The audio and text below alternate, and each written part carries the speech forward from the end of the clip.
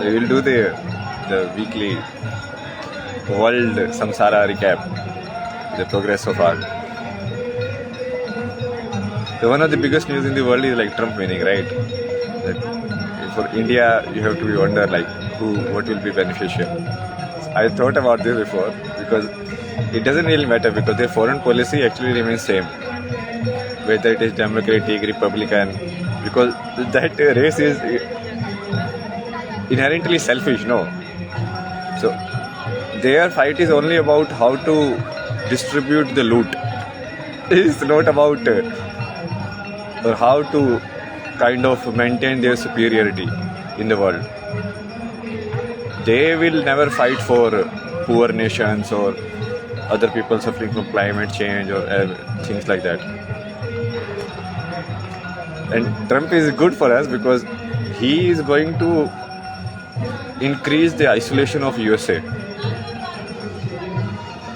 See, Kamala Harris would have played diplomatically, no? Now it cannot be played diplomatically. So it will expose kind of their agendas about the world. In their country, whatever they do is like 300-year-old country only. It's not even country. Like what does it mean to be American? Nothing. What is their food? What is their cuisine? What is their dance form? What is their culture? Nothing. It's all a khichdi of loot from everyone else around the world.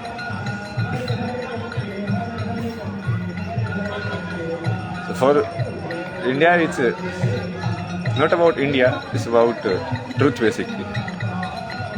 Trump is good for destruction, you know.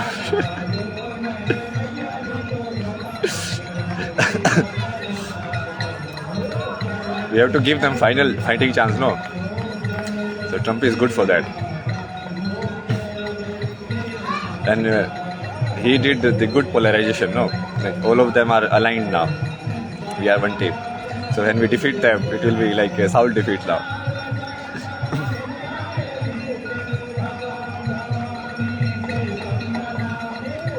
Their only strength really is the knowledge that they possess. That knowledge gets exhibited in different forms, like their weapons will be stronger, right? Their information technology will be stronger. So that we will cover. We will go fast now. So the next topic is regarding that only. As a nation, what we need to figure out. First of all, you need to figure out your dependencies. Basically, treat the nation as a unit and see what you are taking from outside and what you are giving to outside.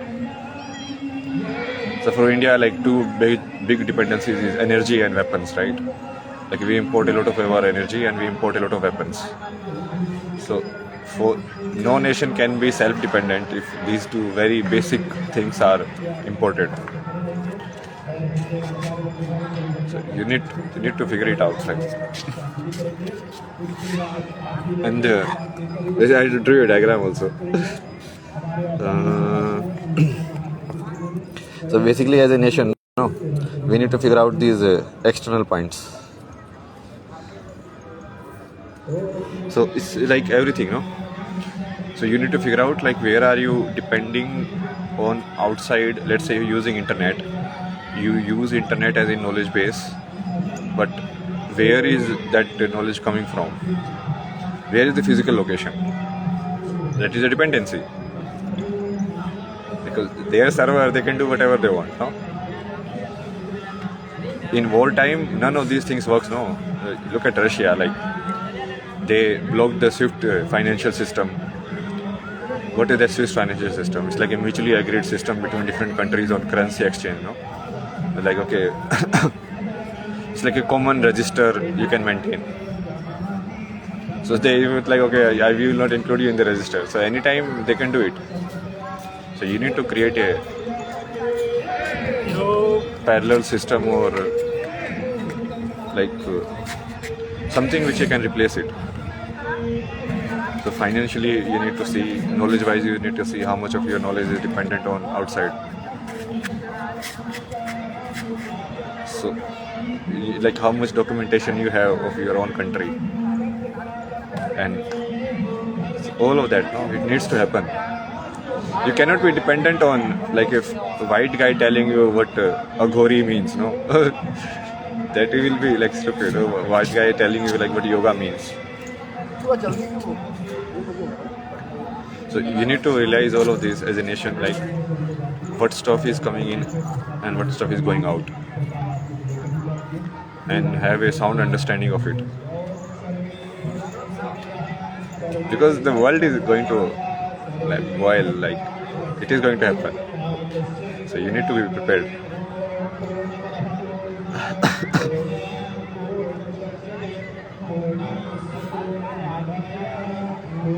What else?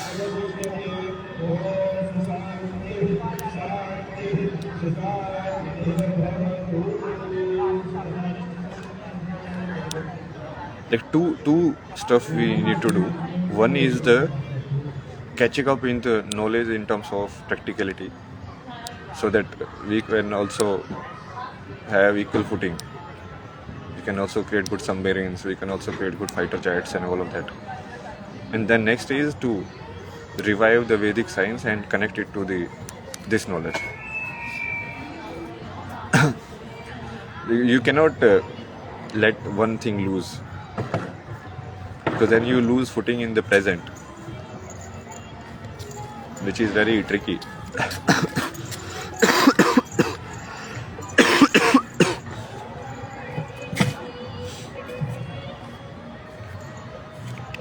Next is regarding this prophets, spiritual leaders and everything.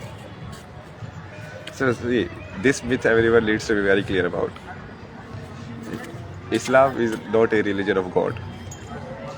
Like it is clearly mentioned that Muhammad is the last prophet. Now by the same definition, even Sikhism is invalid. If Muhammad is the last prophet of the God, then who is Guru Nanak? You understand? Anyone who came after is invalid. So it doesn't exist. It cannot exist with anything, any other entity. Because the guy has created a system which is like a self-verifiable. Like you cannot verify, because there is no science basis in Islam that you can verify. Like there is a chakra activation or whatever like that. There's nothing is there. You declare like I am the only one who knows. After me nobody can come. You closed all the loopholes, basically.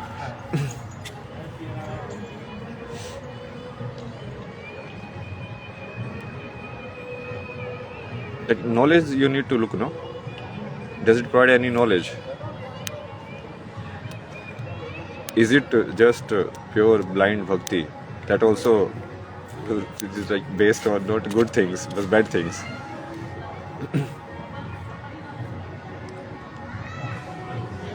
It's like an uncontrolled cult, basically. And in Kali Yuga, a lot of people subscribe to it because all of them wanted to do the bad things only.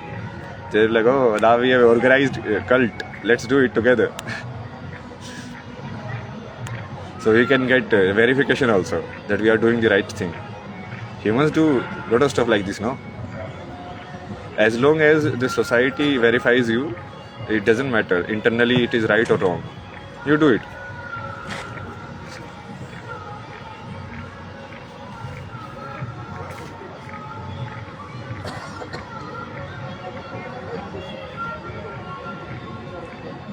Like for Christianity, you can say that you can take Jesus in but leave Christianity out. Because the difference is, when you look at the history of Christianity, means what? Like organization around Jesus Christ, right? Now that organization has done all the bad things in the world. All the bad things. Like all the popes are basically not the man of God, but they are the man of demon only. Like look at their history, no? What they have done. like the slavery was officially sanctioned by the Pope. Which God man does that? Which Jesus Christ teaching like tells you to do that? So you take Jesus Christ in, Jesus you take him, he was a nice guy, but you leave Christianity out. So anybody who is basically following the organized Christianity is out. Islam is completely out. There is no point in that. Most of it is like political stuff only. Like everybody will quote Rumi in Hindi, English, you will find every version of it. But nobody will know the poems of Akka Mahadevi, no? Why?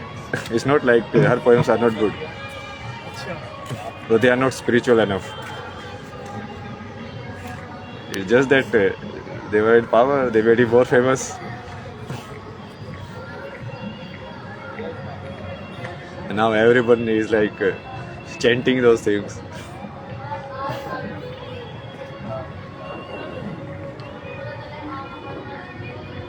Like you look at the composition, no? You look at the composition of Sankaracharya, like Soundarya Lahari, all of these beautiful compositions. But do you know them? But you only know you be like, oh, सही और गलत के पार एक मैदान होगा, वहाँ मैं मिलूँगा. Like all of this bullshit.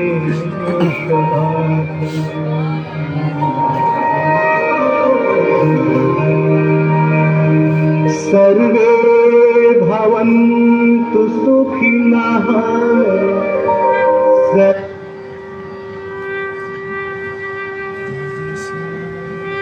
And the final step is basically people need to realize the knowledge, make it real. Because if you keep in books, then the same stuff will happen that has been happening till now. If you don't practice it, if you don't put it in your life, everyday life, and you just do it on occasions, like this 5 minutes God is there, then the rest of the day God is not there, God is not looking. So if you behave like that, then corruption will be inside you. So obviously you will be easy to conquer. Namo